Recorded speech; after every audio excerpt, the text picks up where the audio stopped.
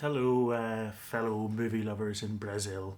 My name's Mark Cousins, and I'm a filmmaker, and I wrote and directed the film you're about to watch, Women Make Film. I'm sitting here in Edinburgh, Scotland. It's the morning here, it's a beautiful day. This is the view outside my window, a bit of clouds, but the outside world is, of course, gorgeous. You're probably cocooned at home at the moment, and so am I, because that outside world is also a bit dangerous at the moment because of the virus.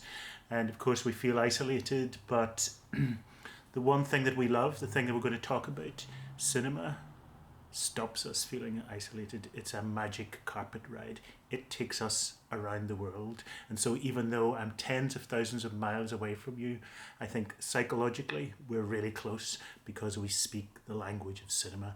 We love cinema. So I want to talk to you about Women Make Film briefly, and how I made it, and more importantly, why we made it. I think the simplest reason for why we made it is because of these people. Sarah Maldoror from France and Guadeloupe. Kinuyo Tanaka from Japan. Larisa Shepitko from Russia. Binka Zhelyazkova from Bulgaria. Kira Muratova from Ukraine. Mufida Tlatli from Tunisia. Larisa, what's her name? Yulia Soltsneva from Russia, a great dancer who became one of the first ever filmmakers. Rakshan Bariatamid from Iran, what a lovely woman. Safi Faye from Senegal. You know who this is, don't you? Àgnes Varda, etc. Over the years, for decades now, I've been seeing their work, trying to see their work, hearing their name, and being passionately aware of how much they've been written out of film history. I felt that a kind of pressure cooker was building in my head, full of all this love of their work, passion for their work, and yet cinephiles, movie lovers, were not talking about them. So we decided to do something about that and make a film to show their work. You could ask the next question, why make it now? The answer is that we didn't make it now. We started making this film years ago, long before Weinstein, long before Me Too, etc. We made it for the love of cinema. You might think that in a long film, this is 14-hour film about the great female directors, we might talk about Weinstein or Me Too or what's happening in the current industry, but we don't do that because this is made in a different way. This is a work of affirmation.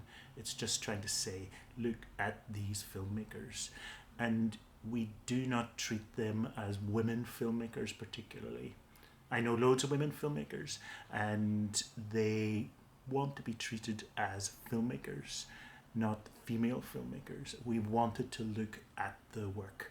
We felt that to treat them as kind of symbols of the problems of the film industry would in some way re-victimize or re-marginalize these great directors. So we decided simply to treat them as women, as filmmakers. That's it. The most important thing, as artists.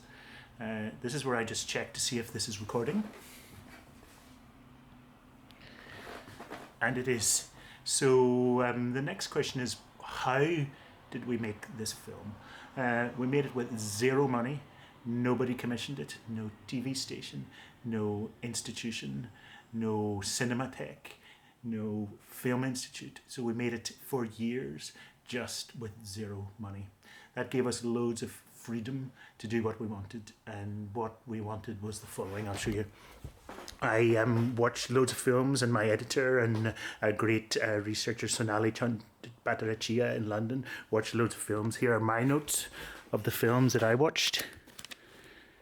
And we all thought that we wanted to watch films in terms of certain themes. We wanted to ask certain questions as we watch things like, what are the great opening sequences? How do you do a musical number? How do you film a sex scene? How do you film work? And the themes, this is my folder of themes here. And sometimes it was hard to get the films, and I have a great producer, John Archer of Hopscotch, and he helped me get the films.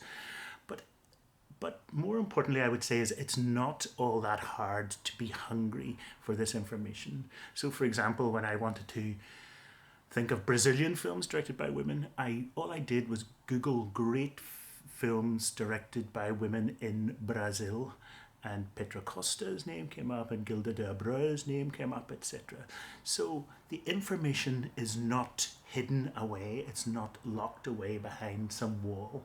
And I think the best thing that I did was just be curious about it. So once we'd watched the films, once we'd chosen the films, I knew that I didn't want to make the film a chronological history.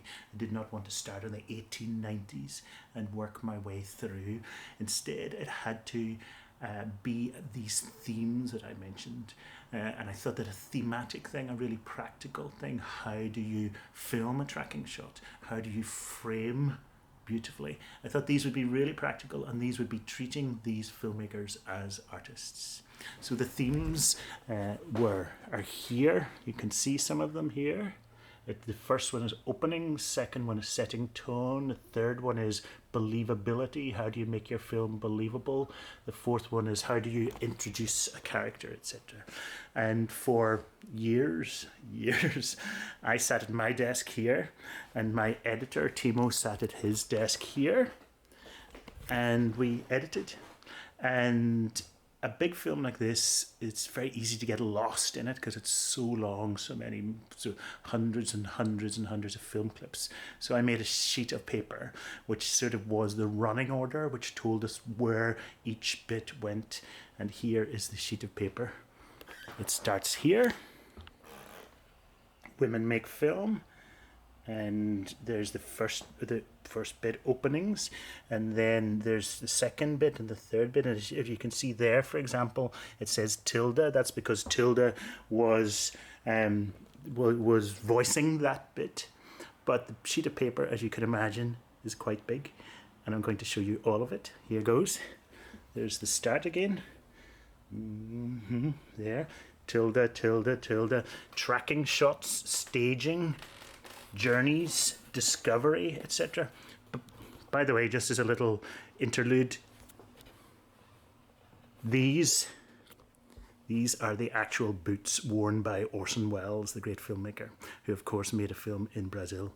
Anyway, back to this sheet of paper. It goes on and on and on and on and on and on and on and on and on and on and on and on. So if I pull back, I can show you that is the film on a sheet of paper. It shows you the size of the endeavor. It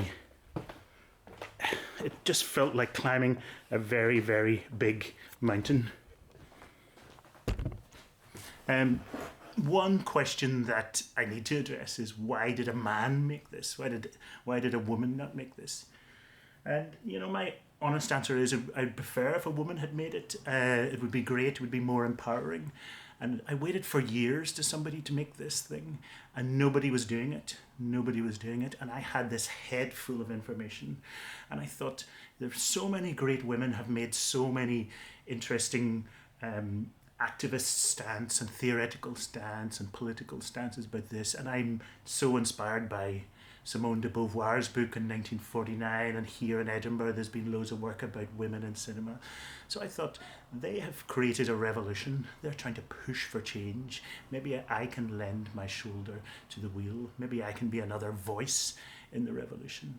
And life isn't tidy, and we need to, when we want to change film history and change contemporary cinema, everybody needs to be part of that change, including men. And also, I think that this was just another voice. This is not trying to be definitive. It's not trying to be a comprehensive history of cinema. It's just trying to look at it from a certain angle, the angle of the filmmaker. So I think that's it. Enough from me. It's a long journey ahead. I hope you feel inspired. I hope you feel enriched by this affirmation, this act of ancestor worship. Thank you.